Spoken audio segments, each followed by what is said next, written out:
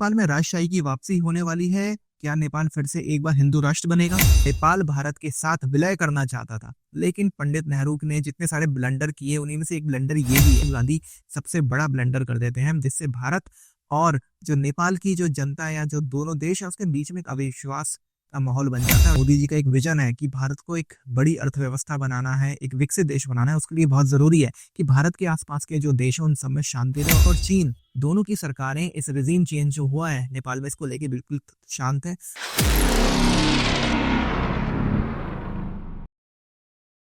दोस्तों, नेपाल वो देश है जो कभी एकमात्र हिंदू राष्ट्र था, लेकिन 2008 में राजशाही का अंत हुआ और नेपाल को गणतंत्र घोषित कर दिया गया। आज 17 साल बाद हालात फिर उसी मोड़ पर खड़े हैं, जहां इतिहास खुद को दोहराता हुआ दिख रहा है। क्या नेपाल में राजशाही की वापसी होने वाली है? क्या नेपाल फिर से एक बार हिंदू राष्ट्र बनेगा? यह सवाल अब केवल बहस का मुद्दा नहीं है, बल्कि नेपाल की सड़कों पर गूंजता हुआ आंदोलन बन चुका है। राजशाही खत्म होने के बीते 17 सालों में नेपाल में 13 सरकारें बदल चुकी हैं। लगातार अस्थिरता, सत्ता संघर्ष और भ्रष्टाचार से जनता ऊब चुकी है। लोग खुले शब्दों में कह रहे हैं कि लोकतंत्र ने हमें कुछ नहीं दिया, हमें अपना राजा वापस चाहिए। इसी बीच 9 मार्च 2025 को एक बड़ा घटनाक्रम हुआ। नेपाल के पूर्व राजा ज्ञानेंद्र शाह विशेष हेलीकॉप्टर से पोखरा से काठमांडू पहुंचे। महत्वपूर्ण ये नहीं कि वो लौटे, बल्कि ये है महत्वपूर्ण कि उनके स्वागत में काठमांडू की सड़कों पे हजारों लोग उमड़ पड़े थे, नारे गूंज रहे थे और वो राजा का स्वागत कर रहे थे। और यही नजारा था जिसने नेपाल की राजनीति में भूचाल ला दिया। वहां की राजनीतिक पार्टियां तो इससे अलर्ट हो गई, साथ ही साथ चीन और अमेरिका जैसे देश भी इससे अलर्ट हो गए और उन्हें भी लगा कि क्या वाकई नेपाल में अब राजशाही और हिंदू राज्य वापस आ सकता है। ज्ञानेंद्र शाह ने अपने संक्षिप्त बयान में कहा था कि अब समय आ गया है नेपाल को बचाने का। उन्होंने साफ कहा कि जिन लोगों ने 2008 में राजशाही खत्म की थी, वे देश में बदलाव लाने में पूरी तरह से असफल रहे हैं। उनका यह बयान नेपाल की राजनीतिक पार्टियों के बीच खलबली मचा गया। और दोस्तों, ये खलबली सिर्फ नेपाल की राजनीतिक पार्टियों में नहीं, बल्कि चीन और अमेरिका में भी मची।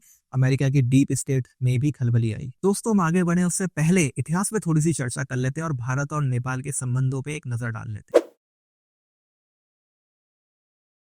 नेपाल और भारत के संबंध हमेशा से उतार चढ़ाव भरे रहे हैं।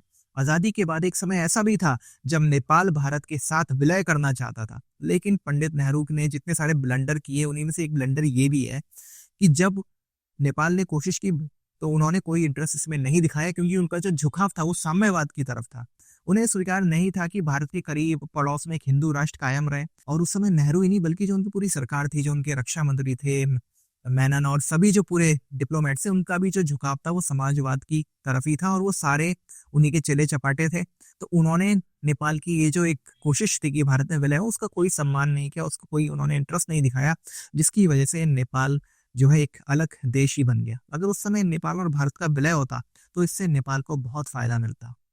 अब आगे जाते हैं, अभी नेहरू ही नहीं, इसके आगे भी बहुत सारी चीजें होती हैं। हालांकि नेहरू के बाद लाल बहादुर शास्त्री और इंदिरा गांधी कोशिश करते हैं कि नेपाल के साथ संबंध सुधरे, लेकिन इसके बाद राजीव गांधी का समय आता है और राजीव गांधी सबसे बड़ा ब्लंडर कर देते हैं, जिससे भारत और जो नेपाल की जो जनता है या जो दोनों देश है उसके बीच में एक अविश्वास का माहौल बन जाता है और जिसका फायदा चीन भी उठाता है और उसका फायदा आज अमेरिका और दूसरे देश भी उठा रहे हैं।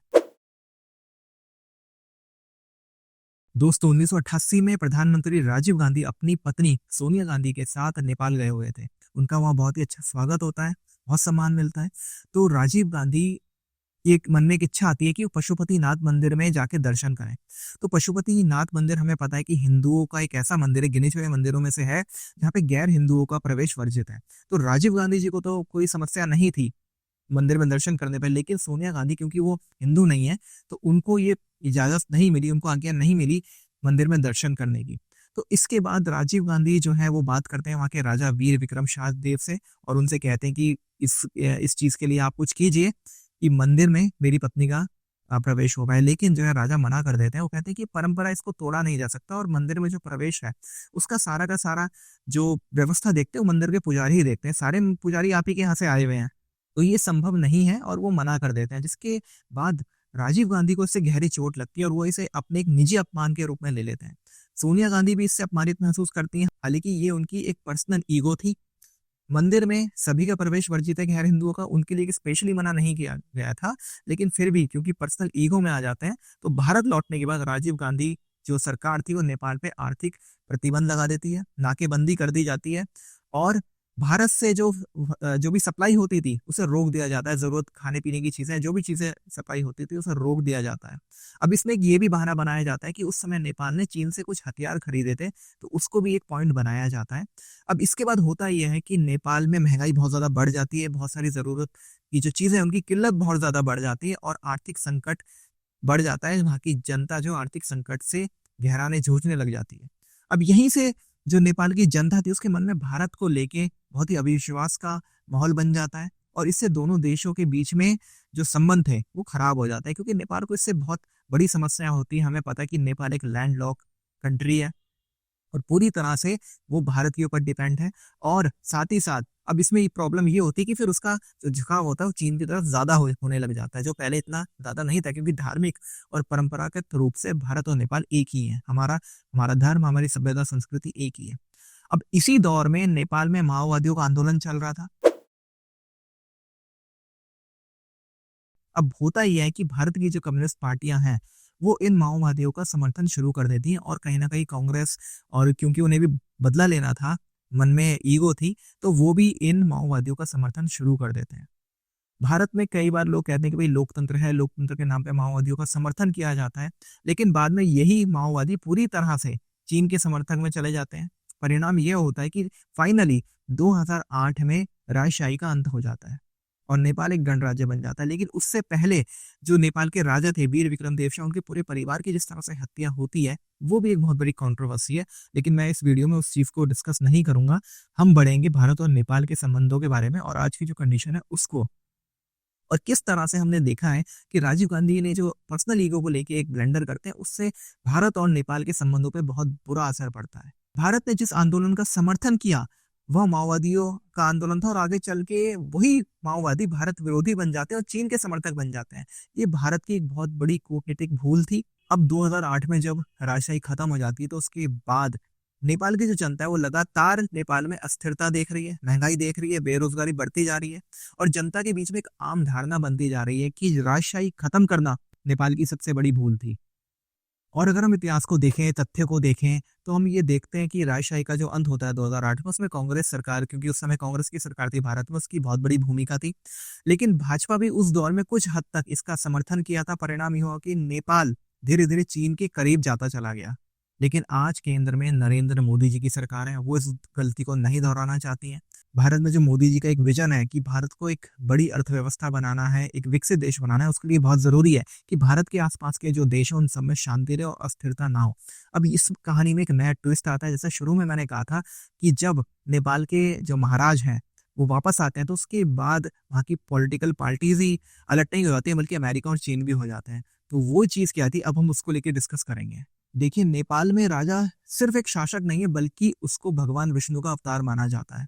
नाथ संप्रदाय का गहरा प्रभाव नेपाल में है और उत्तर प्रदेश के जो मुख्यमंत्री हैं योगी आदित्यनाथ, ये उसी नाथ परंपरा से आते हैं। तो इसी कारण अभी जो सभाएं हो रही थी उसमें लोग योगी आदित्यनाथ के पोस्टर लेके भी जा रहे थे और उनका भी वहां पे बहुत बड़ा समर्थन। तो ये केवल राजनीति नहीं बल्कि नेपाल की गहरी धार्मिक चेतना का भी संकेत था। अब ये आंदोलन सिर्फ सोशल मीडिया को बैन करने को लेके था या किस तरह का था, ये बड़ा कंट्रोवर्शियल है। जिस तरह से ये आंदोलन चला है वो बहुत ज्यादा अजीब है, बहुत कंट्रोवर्शियल है। जिस तरह की हिंसा हुई है वो नहीं होनी चाहिए, कोई भी हिंसा का समर्थन नहीं करता।